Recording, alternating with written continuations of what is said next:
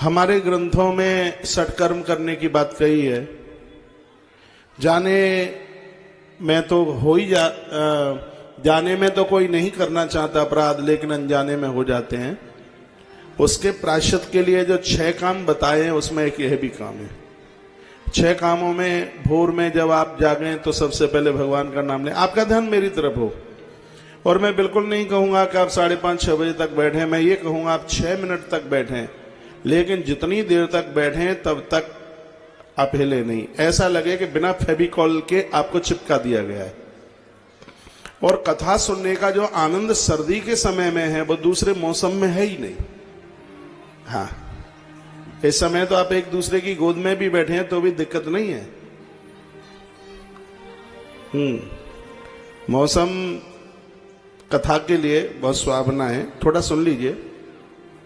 किसी भाई ने बड़ा सुंदर ये प्रश्न किया है, छत पर पंछियों के लिए दाना डालना चाहिए कि नहीं डालना चाहिए। तो जो 6 कर्म बताए उसमें एक यह भी है। सबसे पहले है कि प्रातः भोर में आप बिस्तर छोड़ते हैं तो क्या बिस्तरे पर बैठकर आप भगवान का नाम लेते हैं कि नहीं? नहीं लेते हो तो शुरू कीजिए। 6 कामों में से एक है, बासे मुंह बिना नहाए धोए भगवान का नाम लीजिए। परमात्मा का नाम सुरक्षा कवच है। ईश्वर का जो हम नाम लेते हैं उससे 3 घटनाएं घटती हैं जो आप जप करते हैं। कल को कथा को हमने जप के ऊपर ही छोड़ा है, सुन लीजिए। और किसी भाई ने प्रश्न भी अच्छा किया है। आप जो जप करते हैं, माला घुमाते हैं, उससे 3 घटनाएं घटती हैं। एक क्या है? एक सबसे पहली घटना है कि इसके द्वारा अज्ञान नष्ट होता है। दूसरी घटना है इसके द्वारा क्रोध नष्ट होता है। अज्ञान नष्ट, क्रोध नष्ट। और तीसरी घटना है कि इस जप के द्वारा पाप नष्ट होते हैं।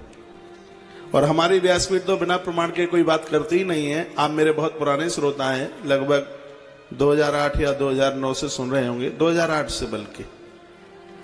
तो 19 चल रहा है, 11 साल पुराने आप श्रोता हैं, कोई साधारण बात नहीं है।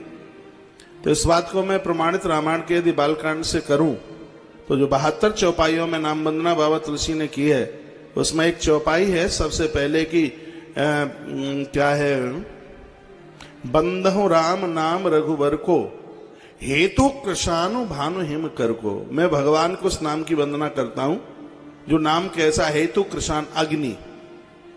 जैसे अग्नि जलाती है तो भगवान का नाम भी पापों को जलाने का काम करता है। भानु, भानु कहते हैं सूर्य को। सूर्य उदित होते हैं तो रात का पता नहीं चलता। इस जप के द्वारा जब ज्ञान उदित होता है तो अज्ञान का पता नहीं चलता।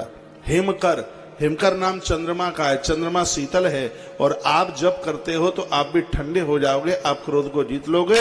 इसलिए आप सभी नित्य भगवान का नाम तो लिया ही करें। इन 6 कामों में पहला काम है। दूसरा है नित्य स्नान कीजिए, जिसकी व्याख्या मैं इस लिंग पुराण के पन्नों में मैं पूर्व में बोल चुका हूं। 1000 काम करने से पहले नहाइए। तीसरा काम है, भले ही 2 मिनट मंदिर में आप बैठे, अपने घर के मंदिर में, उसमें आप बैठिए।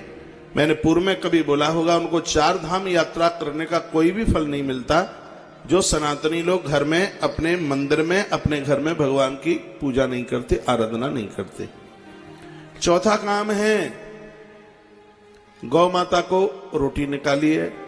5वां काम है कि घर में पहले वृद्धों को जमाइए, कोई अतिथि आया उसको जमाइए। और 6वां काम है कि पंछियों के लिए छत पर पहुंच करके दाना डालिए। दाना डालिए। ज्योतिष अंक में भी इसका बहुत बड़ा प्रभाव है।